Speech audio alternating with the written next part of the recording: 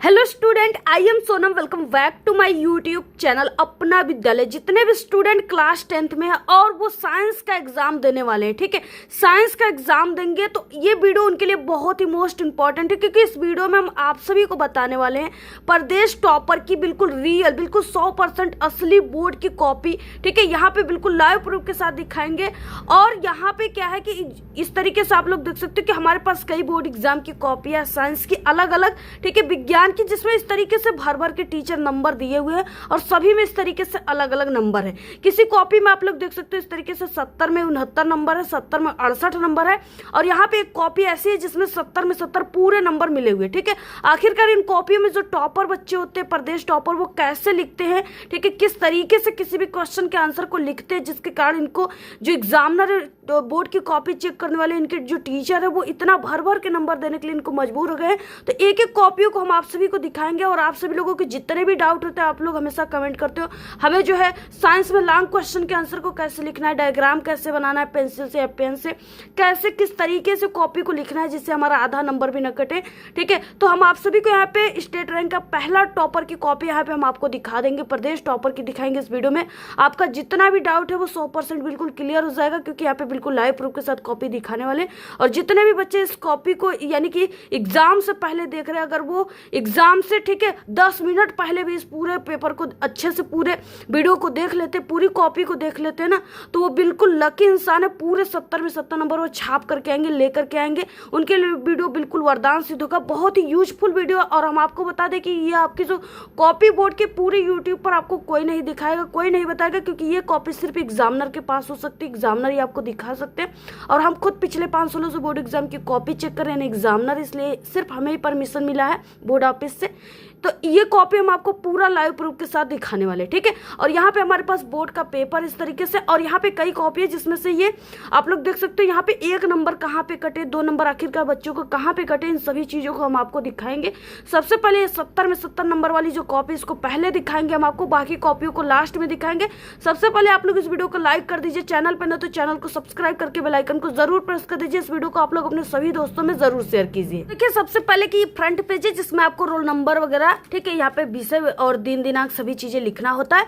इसके बाद देखिए यहाँ पे क्या है कि ये बच्चे A+B+C कॉपी ले रखे, +D कॉपी। आखिरकार इन्होंने क्या ऐसा लिखा जो इनको इतनी कॉपियां लेनी पड़ी। सबसे पहले आपके पेपर में इस तरीके से ऑब्जेक्टिव क्वेश्चन होता है, और ऑब्जेक्टिव क्वेश्चन का आंसर आप सभी को OMR आंसर शीट पे लिखना होता है। और OMR शीट जो होता है वो कंप्यूटर के द्वारा चेक होता है, ठीक है, उसको टीचर चेक नहीं करते हैं।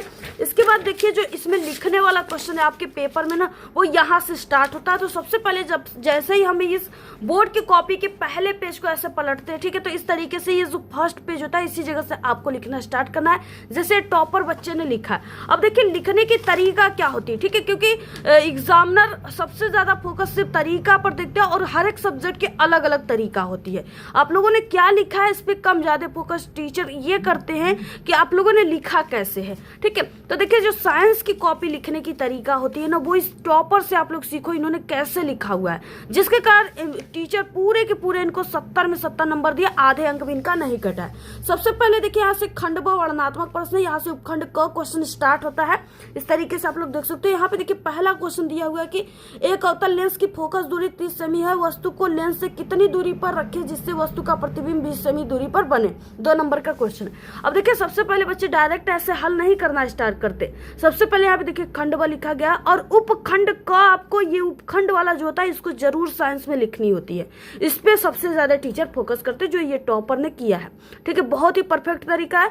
उसके बाद वर्णनात्मक प्रश्न, क्वेश्चन नंबर यहाँ पे प्रश्नोत्तर संख्या 1 का क लिखा उन्होंने। उसके बाद देखिए ये सवाल होता है, सवाल लिखने की जो तरीका होती है हल करने की ना, वो स्टेप बाय स्टेप आपको करना होता है। जैसे यहाँ पे देखिए इन्होंने सबसे पहले प्रश्नानुसार कामा, उसके बाद यहाँ पे जो भी मान दिया है, यानी जैसे यहाँ पे फोकस दूरी दिया है, यहाँ पे, ठीक है, प्रतिबिंब लेंस से इतनी दूरी पर रखी गई है, वस्तु की दूरी ज्ञात करनी है, तो इन्होंने ऐसे पहले लिख दिया, यानी कि अवतल लेंस की फोकस दूरी यहाँ पे F बराबर -30 सेमी, प्रतिबिंब की दूरी भी बराबर -20 सेमी, और उसके बाद वस्तु की दूरी U बराबर क्वेश्चन मार्क। उसके इन्होंने फिर उसके बाद लेंस के सूत्र का उपयोग किस तरीके से किया गया है, तो किस सूत्र का इसमें यूज होगा, इसको इन्होंने ऐसे लिख दिया। इसको बॉक्स में कर दोगे तो और सही रहता है।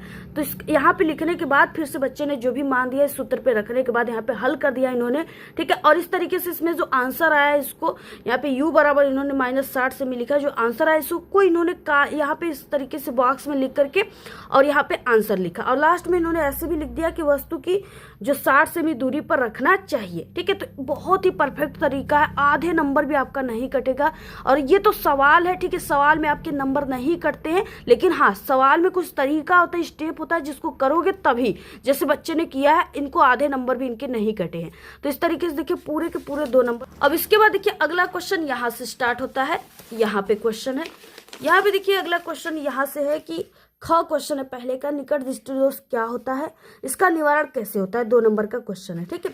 अब देखिए निकट दृष्टि दोष और दूर दृष्टि दोष, ये इंपॉर्टेंट क्वेश्चन दोनों होते हैं, और इसमें से सभी क्वेश्चन इंपॉर्टेंट भी है, इसलिए आपको इसको बिल्कुल ध्यान से देखना है, एग्जाम में आपके आ सकते हैं। प्रश्नोत्तर संख्या 1 का ख यहाँ पे है, ठीक है। उसके बाद देखिए निकट दृष्टि दोष है, तो पहले इन्होंने क्या किया, हेडिंग डाला है क्वेश्चन से, निकट दृष्टि दोष। हम आपको कहते भी है कि आपको जो भी लिखना है हेडिंग डाल कर लिखना है।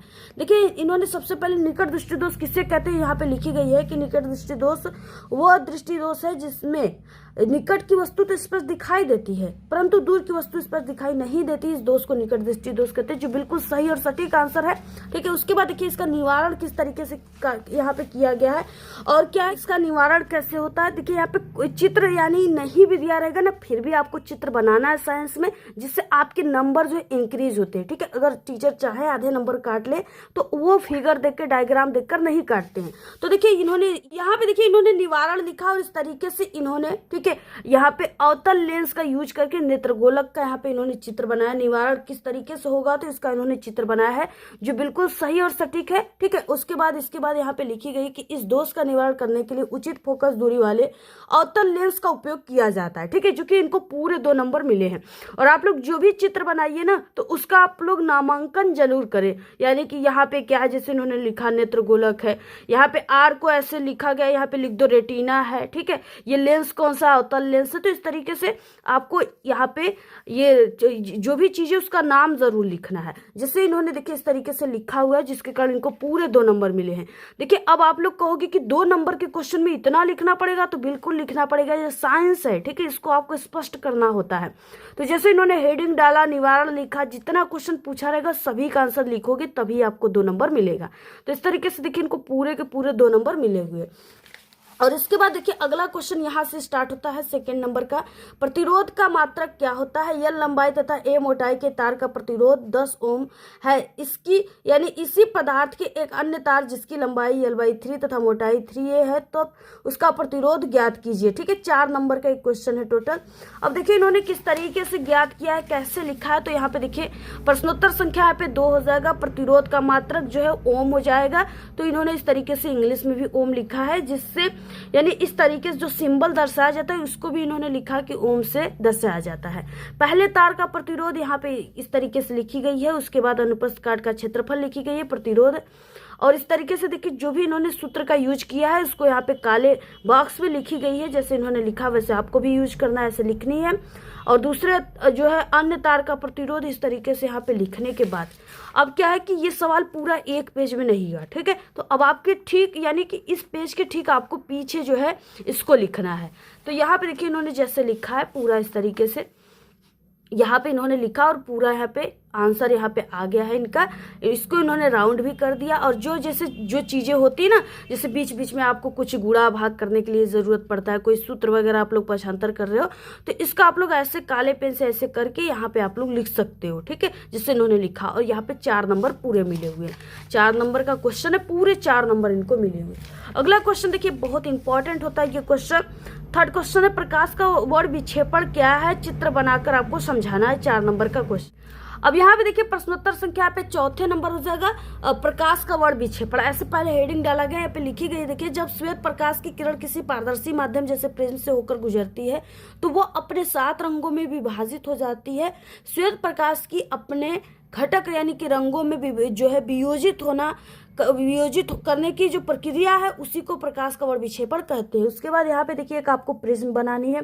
प्रिज्म को आपको पेंसिल से बनानी है, जैसे इन्होंने इस तरीके से बना दिया है, लेकिन श्वेत प्रकाश देखिए यहाँ पे ऐसे डाला जाता है जो 7 रंगों में विभक्त हो जाता है, जिसको इन्होंने बच्चे ने दिखाया हुआ है, जो बहुत सही और सटीक है। उसके बाद इन्होंने लास्ट में लिखा है कि श्वेत प्रकाश के विक्षेपण में बैंगनी रंग का विचलन सबसे अधिक होता है और लाल रंग का विचलन सबसे कम होता है। प्रिज्म के 7 रंगों की पट्टी को ही स्पेक्ट्रम कहते हैं। देखिए यहाँ पे क्या है कि सिर्फ आपको प्रकाश का विक्षेपण कहा गया है, लेकिन देखिए आपको बिल्कुल निचोड़ लिखनी है अगर आपको पूरे अंक चाहिए तो।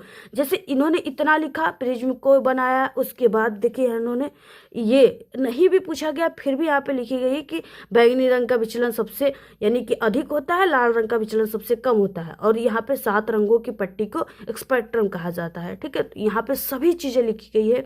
तो यहाँ पे पूरे 4 नंबर टीचर इनको दिए, आधे नंबर भी इनके नहीं काटे हैं। ठीक है, तो इस तरीके से आपको भी लिखना है, इसका पूरा आप लोग स्क्रीनशॉट ले लीजिए।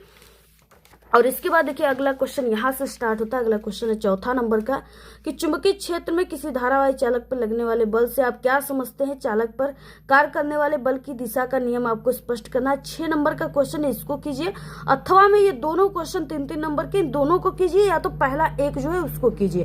ठीक है, क क्वेश्चन है चुंबकीय क्षेत्र में रखे धारावाही चालक पर लगने वाले बल किन किन कारकों पर निर्भर करता है। और ख क्वेश्चन है घरेलू विद्युत परिपथ में कितने तार का प्रयुक्त होता है, प्रत्येक के नाम तथा आवरण के रंग भी आपको लिखना है।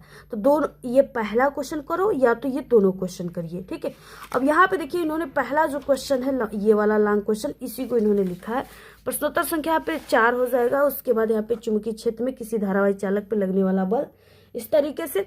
ठीक है, उसके बाद यहाँ पे इन्होंने देखिए लिखा हुआ बिल्कुल सही और सटीक यहाँ पे है, तो इनको पूरे 6 नंबर मिल गए। और हो सके तो आपको जैसे यहाँ पे आ गया ना, यहाँ पे फ्लेमिंग के हस्त का नियम, तो ये आ गया, तो आपको इसमें क्या करना है, हो सके तो आपको ये जो हाथ वाली होती है, आपको हथेली वाली चित्र भी बना लेना है, जिससे आपको पूरे नंबर मिल जाते हैं। ठीक है, क्योंकि बहुत सारे ऐसे टीचर होते हैं जो यानी क्वेश्चन में वो आपके फिगर ढूंढने लगते हैं कि हाँ इन्होंने चित्र बनाया कि नहीं इस क्वेश्चन से रिलेटेड। अगर नहीं बनाया होता तो हो सकता है 1-2 नंबर कट जाता है, लेकिन बहुत सारे टीचर नंबर दे देते हैं, जैसे इनको यहाँ पे देखिए 6 नंबर पूरे मिले हुए। तो इस तरीके से आपको लिखनी है, पूरा स्क्रीनशॉट ले लीजिएगा। यहाँ से देखिए इन्होंने बहुत अच्छा तरीका अपनाया है, बहुत ही परफेक्ट और बिल्कुल बेहतरीन तरीके से लिखी गई है। सबसे पहले यहाँ से देखिए उपखंड ख भी स्टार्ट होता है, तो बच्चे ने यहाँ पे उपखंड ख पहले लिख दिया, जो बहुत सही तरीका होता है, जिससे हम सब टीचर को पता चल जाता है कि यहाँ से उपखंड ख स्टार्ट हो रहा है। ठीक है, यानी केमिस्ट्री से रिलेटेड क्वेश्चन उपखंड ख। 5वें का क्वेश्चन है बेकिंग सोडा बनाने की विधि तथा उसका गुणधर्म लिखना है।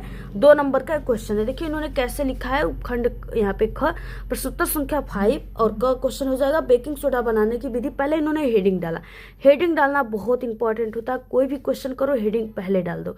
उसके बाद देखिए यहाँ पे बेकिंग सोडा यानी कि सोडियम बाइकार्बोनेट बनाने की जो विधि है उसको आपको यहाँ पे लिखना है कि उसके बनाने की विधि को साल्वे प्रक्रिया कहा जाता है। इस प्रक्रिया में सोडियम क्लोराइड, अमोनिया और कार्बन डाइऑक्साइड को जल में मिलाया जाता है।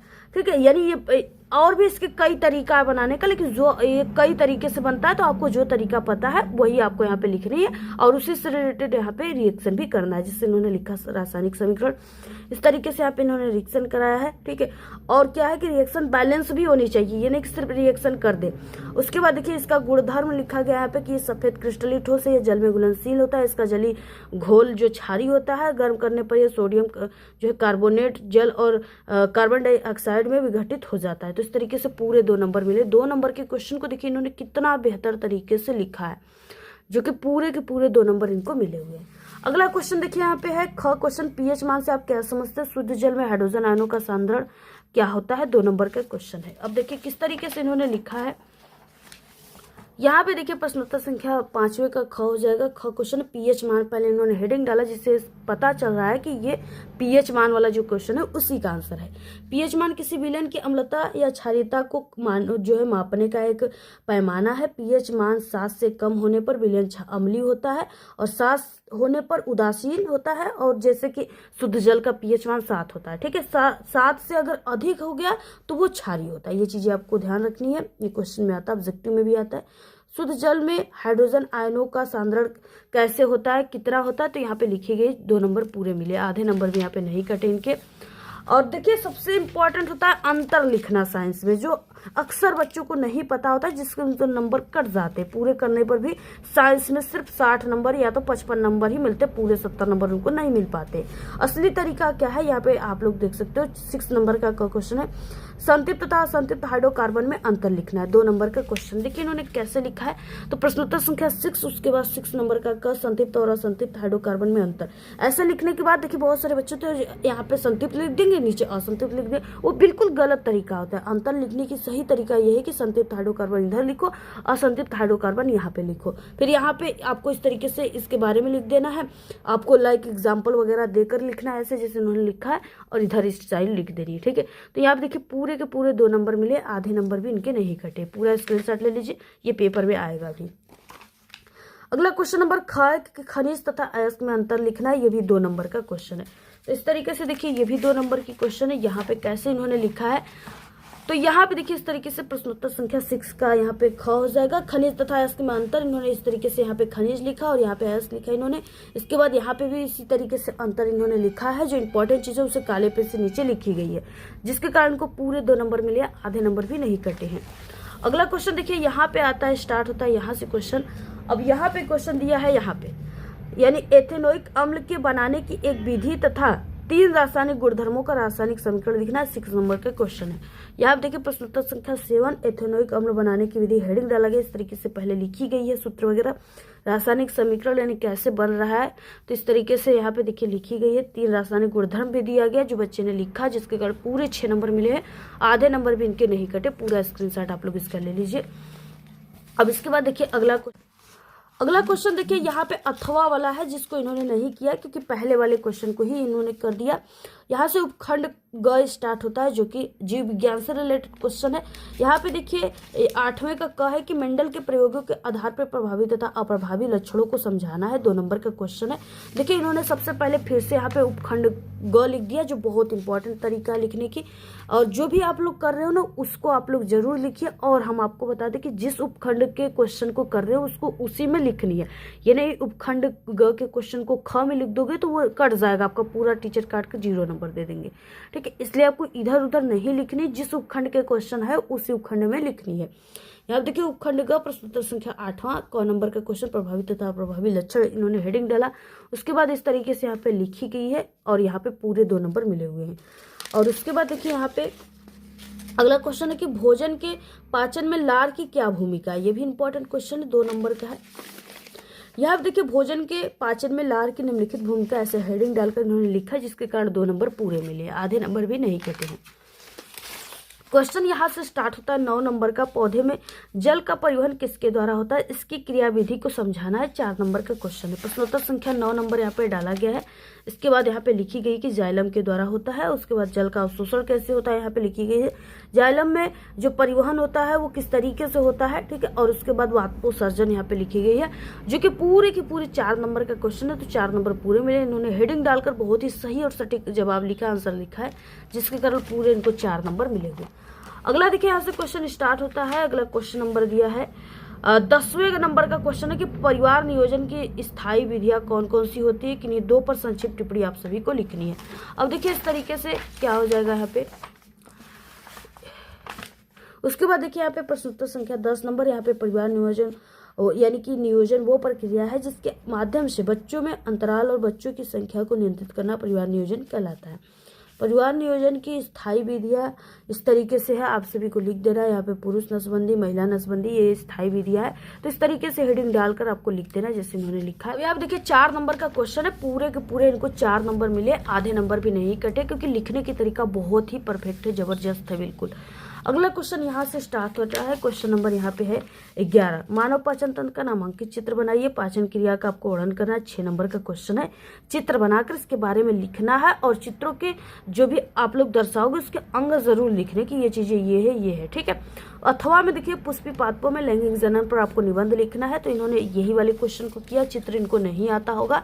अगर आपको चित्र आता है ना, तो चित्र वाले क्वेश्चन को आप लोग ज़्यादा फोकस किया करिए, उस पर ज़्यादा नंबर मिलते हैं, यानी उस पर नंबर नहीं कटते हैं ज़्यादा। प्रश्नोत्तर संख्या 11 और यहाँ पे पुष्प पादपों में लैंगिक जनन हेडिंग डाला गया है। और देखिए यहाँ पे इस तरीके से इन्होंने स्टूडेंट ने टॉपर ने यहाँ पे बीच बीच में काले पेन का यूज किया है, जिससे लग रहा है ना कि टीचर देखते तो झटके में कहते कि ये इंपॉर्टेंट कोई चीज़ें लिखी गई है। और लॉन्ग क्वेश्चन जो है इस तरीके से आप लोग हेडिंग डाल डाल कर लिखो और बीच बीच में 2-2 लाइन काले पेन से लिखो, जिससे लगेगा कि कुछ इंपॉर्टेंट चीज़ें लिखी गई है। और लॉन्ग क्वेश्चन लिखने की अच्छी तरीका होती है। यहाँ पे देखिए पूरे 6 नंबर मिले हुए। इस तरीके से आप सभी को भी लिखना है जैसे इन्होंने लिखा है। अगर आप सभी लोग इस तरीके से साइंस की पूरी कॉपी लिखते हो इस बार, ठीक है, तो आप सभी का पूरा 70 में 70 नंबर आएगा। टॉप लिस्ट में इस बार आपका ही नाम छपेगा। और क्या कि पूरा आप लोग इस क्वेश्चन को तैयार भी कर लीजिएगा। इसी तरीके से लिखना, कोई दुनिया का कोई भी एग्जामिनर आधा नंबर भी आपका नहीं कटेगा। और अगर आप लोग इन सभी क्वेश्चन को तैयार कर लेते हो तो अच्छी बात है। अगर नहीं कर पाते और आप लोग साइंस में पास होना चाहते हो, तो हमारे चैनल पे साइंस में पास होने की बहुत ही ज़बरदस्त ट्रिक की वीडियो आ गई। आप लोग जल्दी से जाइए देख लीजिए, 100% पास हो जाओगे। और वायरल पेपर भी आ गए। 2-3 मिनट ही वीडियो देखो, लेकिन ज़रूर देखो, वो आपके लिए बहुत हेल्पफुल होगा। और वीडियो कैसा लगा आप सभी लोग अच्छी प्यारी प्यारी कमेंट कीजिए। इसकी पीडीएफ के लिए टेलीग्राम चैनल को ज्वाइन कीजिए, लिंक इस वीडियो के डिस्क्रिप्शन बॉक्स में मिल जाएगी। और आप लोग ज़्यादा से ज़्यादा शेयर कीजिए, ठीक है। धन्यवाद।